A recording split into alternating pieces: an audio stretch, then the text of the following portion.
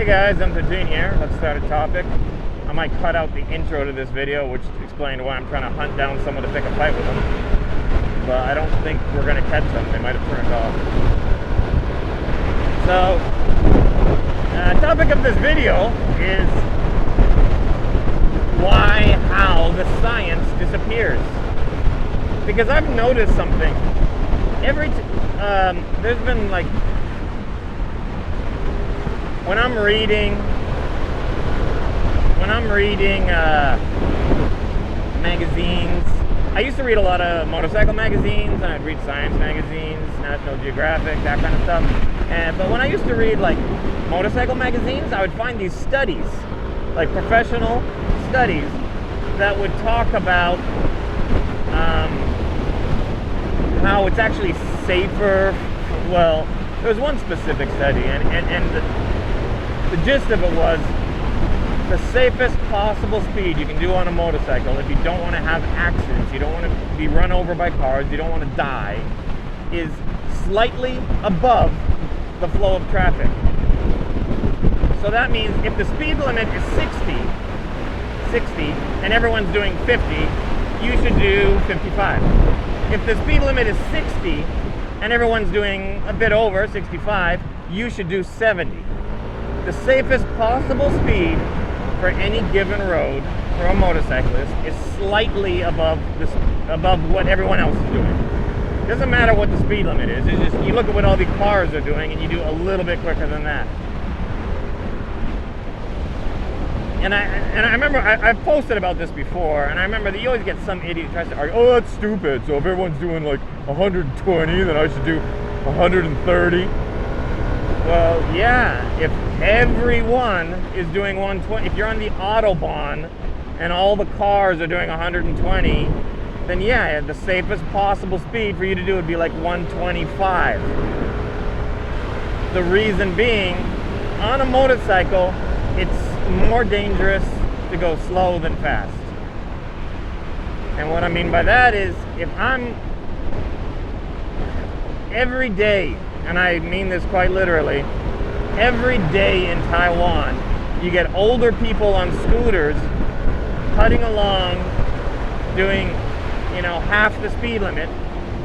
And what happens is you get a car who's doing the speed limit, and another car behind him is doing a bit quicker, and he's coming up on the car doing the speed limit, and that's too slow for him, so he changes lanes to pass the guy, and oh look, there's a speed bump in the middle of the road, otherwise known as a motorcycle doing half the speed limit.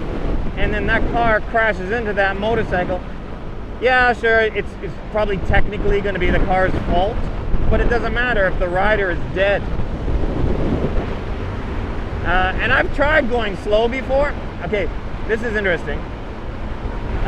In the past, I have ridden slowly before. Very rarely. Like, you'll notice that even in this video where I'm riding one-handed and talking to you guys, not concentrating that much, I'm still passing everyone, because for me this is a relaxed, quick speed. If I wasn't recording at all, I'd be going even faster. If I wasn't recording, there's a good chance like I'd be getting, not my knee down, but parts of my motorcycle would be touching the pavement on some of these corners. Like I'm an aggressive rider naturally, or by nature. So even when I'm not, thank you. Yeah, I think he won't go over to let me by. So what are we talking about? Oh yeah, the average speed, which isn't, okay, so yeah, so the point of it is, it's not talking about excessive speed. It's not saying do the speeds that I'm doing, because the speeds that I'm doing have definitely put me like back into the danger zone. Slightly faster than the flow of traffic. I'm doing a lot faster than the flow of traffic. But for me, that's normal. Oh, I know what I was gonna say. I was gonna say the odd time that I ride slowly, like the 5% of the time that I'm riding slowly because I'm looking for an address, or I'm lost and I'm trying to figure out, or my GPS isn't working and I'm going extra slow because I'm waiting for it to like find out where I am, because I might have gone by my turn, whatever. The small percentage of the time that I ride slowly is the same time when I have the large majority, and when I say large majority, I'm talking higher than 90% of my accidents. I've actually had people know, oh, what the fuck? What did that happen?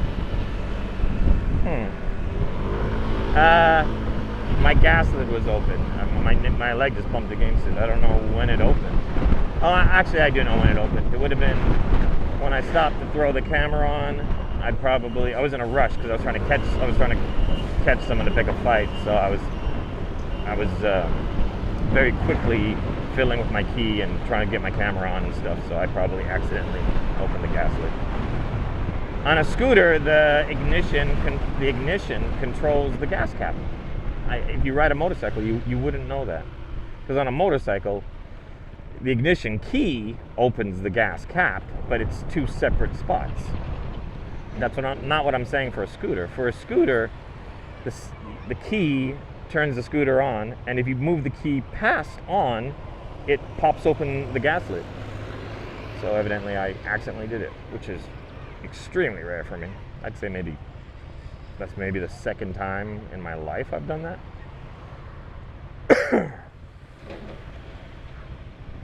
So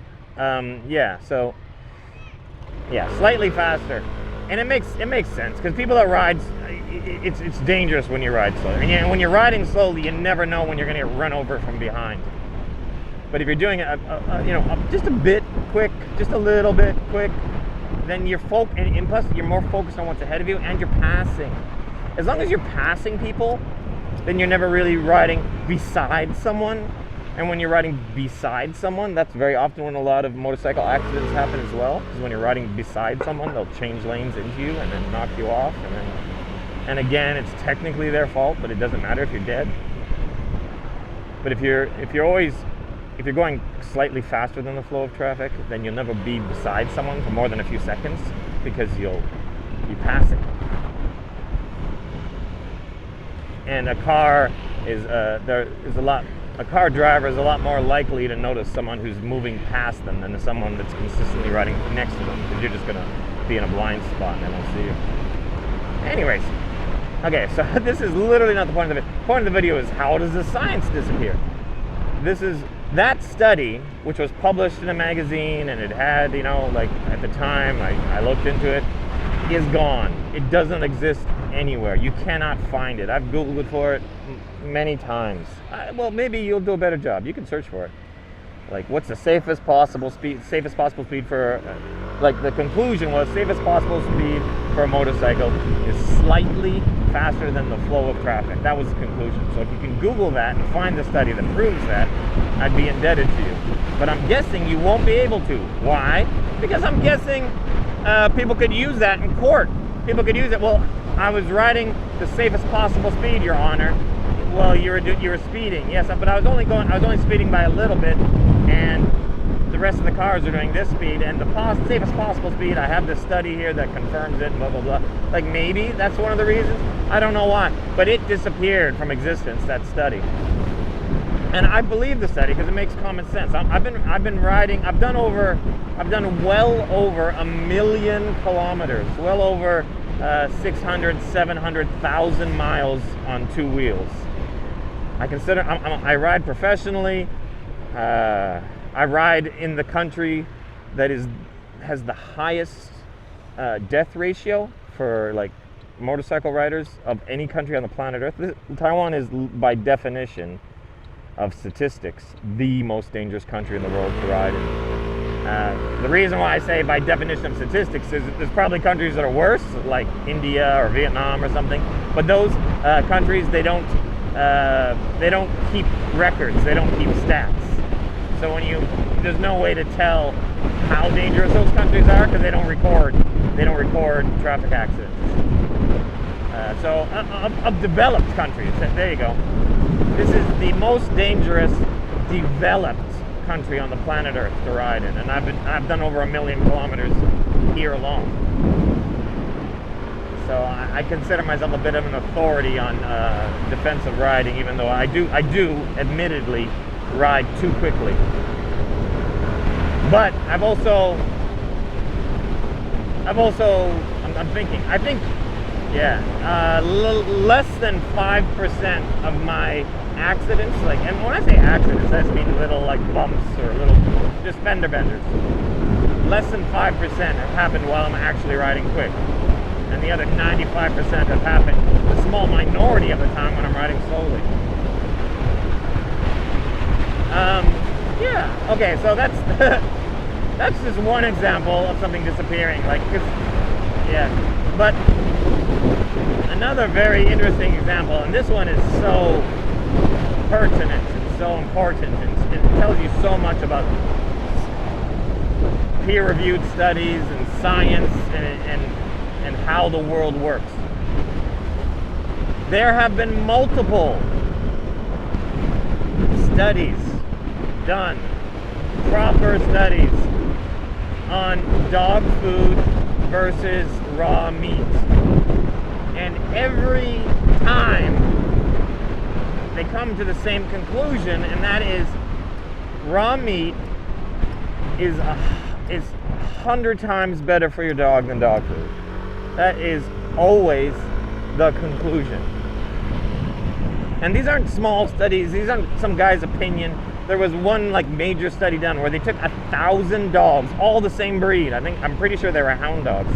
1,000 hound dogs, and fed them good quality dog food, you know, Hill Science and this and that, like good dog food. And then they took 1,000 other hound dogs and fed them raw meat. And they did this from birth to death. So this is a 15-year study encompassing 2,000 animals and blah, blah, blah.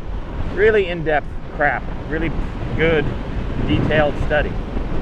Final results: dogs that eat raw meat live on average 3 to 9 years longer than dogs that eat dog food.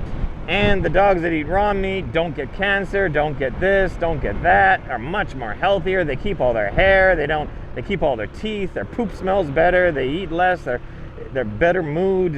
Like, it was just absolutely ridiculous, night and day proof of how toxic and poisonous it is to feed a dog food. I read this study when it first came out. I went through it. It was on multiple websites and news, etc. Try to find it now. It doesn't exist. Does it not exist because it was fake? It was false?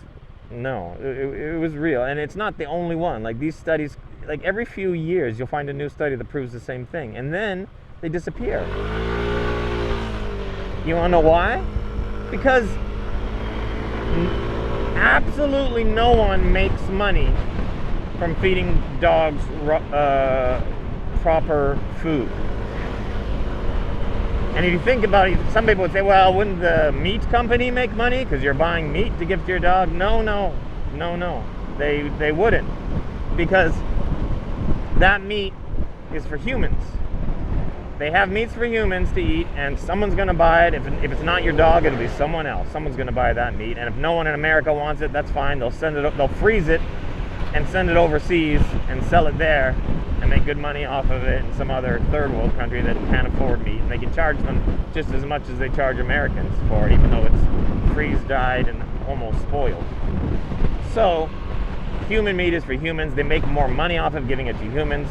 If you don't buy it for your dog, they'll find someone else, either in your country or another, that will buy it for human prices.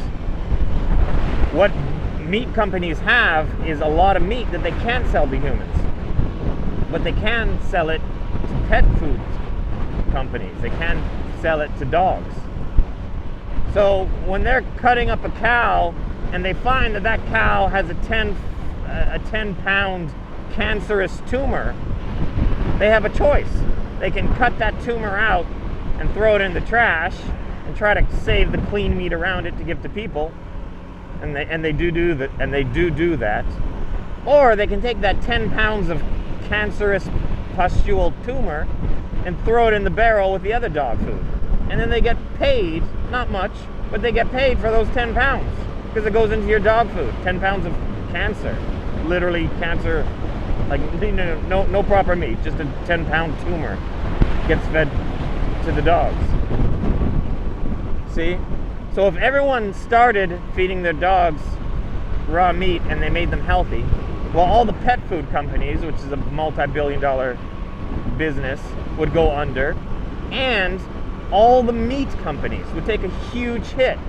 Because, like, I don't know what percent, but let's say 10%, 20% of their food or their meat is waste. Can't be fed to humans. No human on earth would eat it. It's complete cancerous, disgusting, rotten, spoiled, worm-infested garbage. But they can give that to dogs. So if dogs started eating raw meat, then dog food companies would have nothing to do with 10 to 20%, whatever it is, of their meat, of their rotten, spoiled, cancerous meat. So, yeah, so if people followed the science and the fucking common sense, people, like, it's just common sense. How could something that sits in a bag, unrefrigerated, and can sit on your floor without being, like, it's not even like Ziplocked. It's like, I know some of them come with a Ziploc, but most of those Ziplocs don't work very well, and a lot of them don't have a Ziploc. And people just, like, roll it up and put a little clip on it. Like, there's air getting in and out of there, and it doesn't spoil. It's not real food.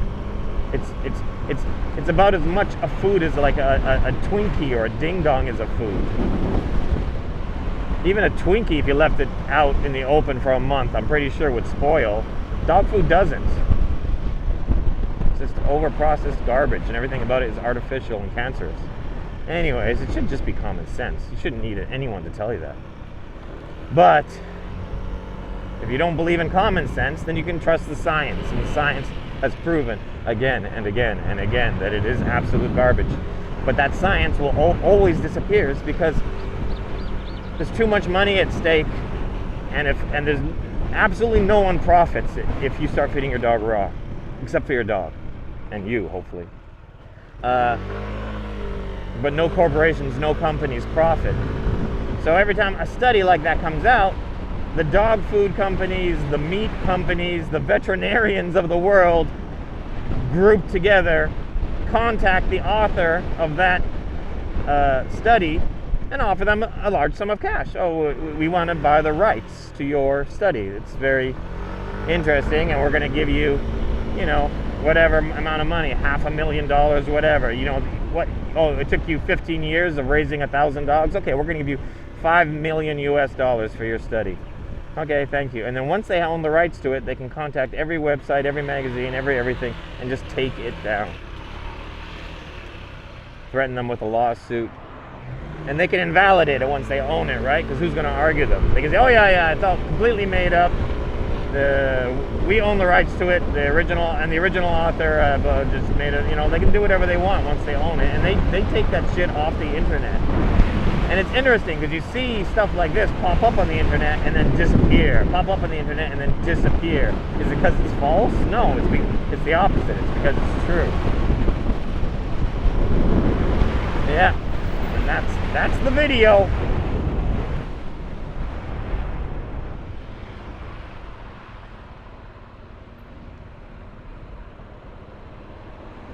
I'm just looking at this house here. Oh, they got a dog sleeping in their yard too. Oh my gosh, I'm so jealous. I was like 8 out of 10 jealous of the house and the yard, and then I saw the dog. Now I'm 10 out of 10 jealous. A dog that's not tied up that they let run around free in their yard. Hey! Hey! Yeah, you're very lucky. You're one of the luckiest dogs in all of Taiwan, and all of Asia possibly.